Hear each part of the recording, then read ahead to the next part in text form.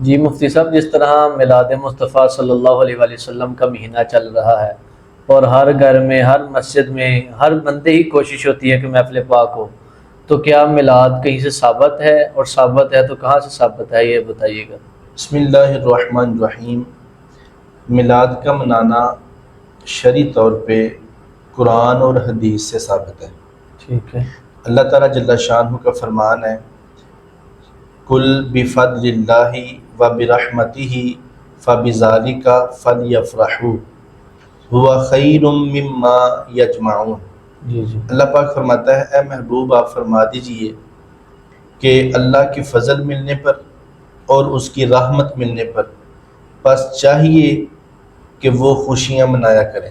جی جی اس خوشی منانے میں جو مال خرچ ہوگا، پیسہ خرچ ہوگا، وہ جمع کیے ہوئے مال سے بہتر ہے۔ بے شک۔ تو اس میں دو چیزوں کا ذکر ہے، اللہ کا فضل ملے اور اللہ کی رحمت ملے۔ اب ہم قرآن کی نظر سے دیکھتے ہیں کہ اللہ کا فضل کون سا ہے اور اللہ کی رحمت کون سی ہے، کیا ہے۔ ٹھیک ہے۔ یہ جو آیت کریمہ میں نے پڑھی ہے، یہ سورۃ یونس کی 58 نمبر آیت ہے۔ ٹھیک ہے۔ اور اب چلتے ہیں سورۃ الانبیاء میں۔ اللہ تعالیٰ جل شانہ ارشاد فرماتا ہے، وما ارسلناک الا رحمۃ للعالمین۔ ٹھیک ہے۔ سورۃ انبیاء کی 106 یا 7 نمبر آیت ہے۔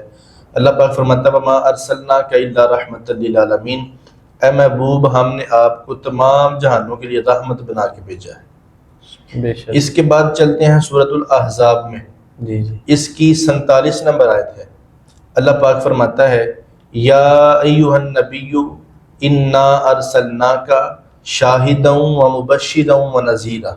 ٹھیک اے نبی ہم نے آپ کو شاہد بنا کر، مبشر بنا کر اور نذیر بنا کر بھیجا ہے۔ ٹھیک۔ یہ ساری حضور کی صفتیں بیان ہو رہی ہیں، جی جی شاہدا ومبشرا ونذیرا۔ آگے اللہ پاک فرماتا ہے، وَدَاعِيًا إِلَى اللَّهِ بِإِذْنِهِ، ہم نے آپ کو اللہ کی طرف بلانے والا بنا کے بھیجا ہے۔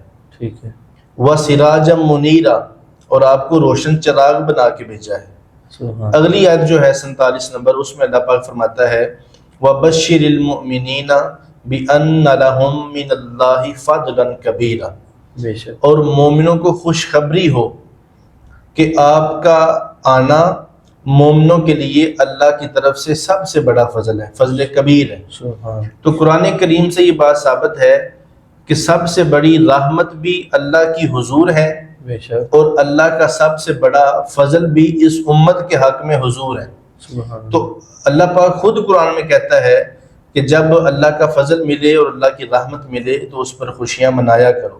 بے شک۔ اس واسطے ہم مومن جو ہیں وہ حضور کی آمد پر خوشیوں کا اظہار کرتے ہیں اور آپ کی آمد پر خوشیاں مناتے ہیں، اور یہ عین قرآن پاک کے حکم کے مطابق ہے۔ سبحان۔